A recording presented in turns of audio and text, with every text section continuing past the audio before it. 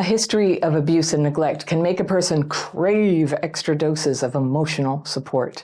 But when both partners have CPTSD, communication can be fraught, and feelings of abandonment can turn into hours-long processing sessions. Can you teach a partner to listen and care about the needs you express? In this video, I respond to a letter from a man I'll call Emil, and he writes, "Hi, Anna. How do you find balance in a relationship where both partners have CPTSD?" Good question. I've got my fairy pencil. I'm going to circle things and come back to them. But let's see what's going on in Emil's life here. He says, "I'm a gay man, and me and my partner are both 30 and have both experienced traumas that are incredibly similar to each other." Interesting. "We have a level of love, empathy, and understanding that I've never had with any of my previous partners. When things are good, we are at peace and could never want for more. What I feel for him is truly the most beautiful thing I could ever know. I truly do believe I want to spend the rest of my life with my partner, and I know he feels and has expressed," there's 3 exclamation points, because if you know my work, you know I'm like, but have they said it, right? So the partner has expressed it. Feels the same way. "My recurring issue is with communication and our own skill sets. I was diagnosed with CPTSD in my teenage years, and I have had half my life to learn about myself, my triggers, and I'm self-aware, though not perfect, about what my issues are and how to curb the worst of it." Okay. "My partner is very new to the concept of his CPTSD and has not been able to get much support, no support outside of Emil's help, for working through his shame spirals and other behaviors. While he has grown leaps and bounds since we've begun to date, he's still in his proverbial training wheels and feels self-conscious that he has not caught up to me riding a proper bicycle. Our biggest communication difference is that when my fear that I've done something wrong is overwhelming, I hold on tight. I become hypervigilant in communicating. I must clarify, I must pry, I must make sure I know the exact cause for whatever shift in mood has happened so I can fix it." Okay, I know this energy you speak of, Emil. "I have come to understand that I do this because of 2 major reasons. It is what I want someone to do for me. I was never comforted when I felt safe or unsure. And I was always trained from a young age to prioritize other people's feelings over mine. If I'm being treated poorly, it's because I have done something wrong to upset the other person, and I must calm them down first before I can have my needs met. I understand that I'm incredibly overwhelming when I get like this, which is why I do everything in my power to intercept my train of thoughts as it leads me to this place. However, as nobody is perfect, I do fail every now and again." Okay, that's very strong insight about yourself.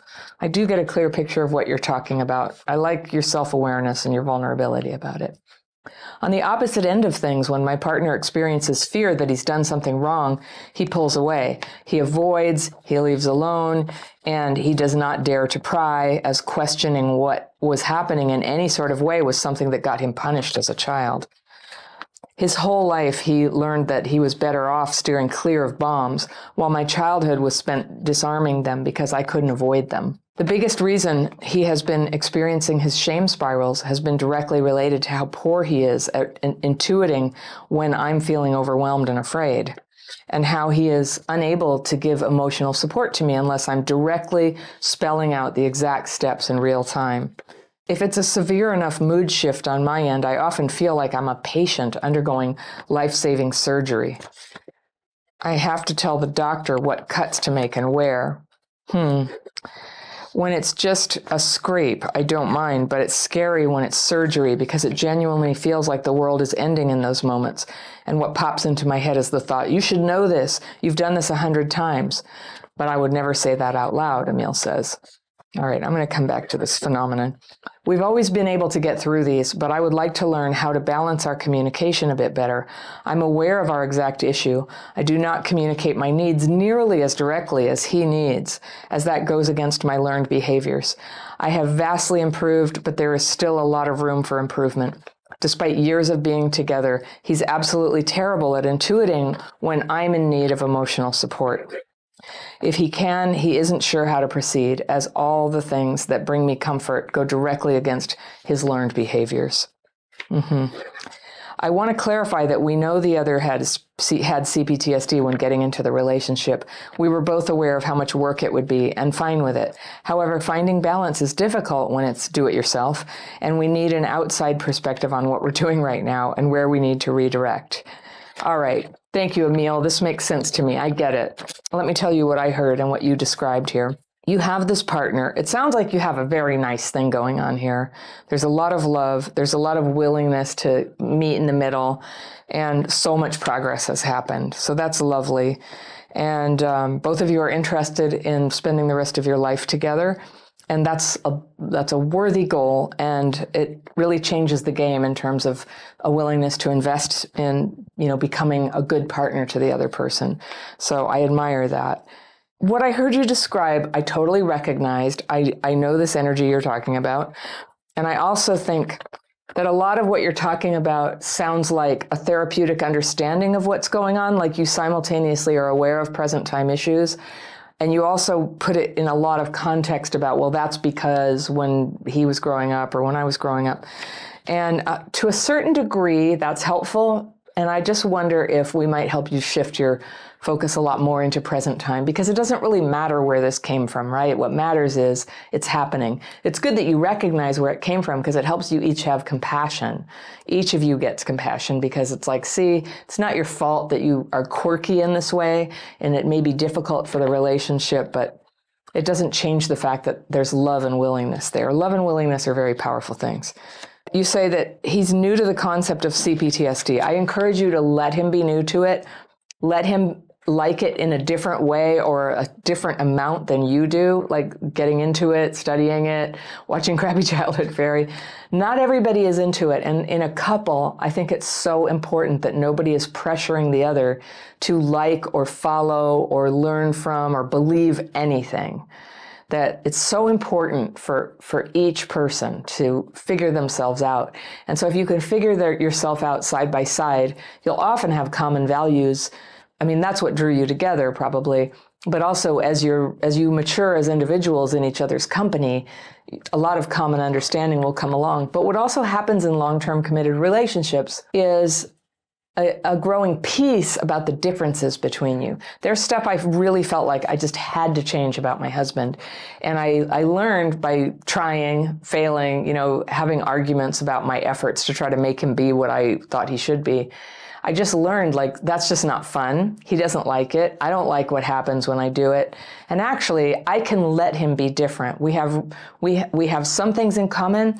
We have some things that are really different in terms of like what we think would be fun to do on a Sunday, what we, topics that are interesting, movies that are good. And then we have some things that are the same, and enough that's the same. And a theme that I'm going to come back to with you, Emil, is how your partner does not have to be like the main source of all your emotional support. You can have a much more successful relationship if you do receive emotional support in your life, but there isn't this kind of like pressure that your partner has to be the person you have in mind. And there's a lot of ways that you can also support yourself. And you're going to find that you have so much more breathing room and peace, and your partner especially will just feel accepted if you can adjust your expectations to be like, this is what he's good at, this is what he's not so good at, and you'll start to get into the habit of, with this certain type of issue, I'm not even going to bother bringing it up with him because I know how it goes. He doesn't get it. He gets silent. I feel upset. And you call a different friend about that thing. Or you can support yourself in kind of processing that thought and feeling. I can't say enough about how empowering it is to be able to process your own thoughts and feelings and not always to rely on another person. Other people are so important. Yes, they are. But to be able to process your own thoughts and feelings by yourself really diminishes the burden about what we must ask of other people. And in this situation where there's so much you want that you're not getting, I really just put in front of you, like, it's just possible that a whole bunch of what you need, you can give yourself, and what's left would be a lot easier for your partner to meet and could even be fun. We all want to feel like we're the person that our partner needs. We make them happy. We have the goods to give them that happiness and peace and feeling love that they seek. Like, we want to be that person, But when you get here all the time, it's like, you're doing it wrong, you don't understand. It can be demoralizing. It could actually like have the opposite effect of connecting you. And so I really encourage you to consider like just kind of loosening your grip on how you think it needs to be. You can mention how you're feeling or state what you would like to happen, and then just kind of see what does happen.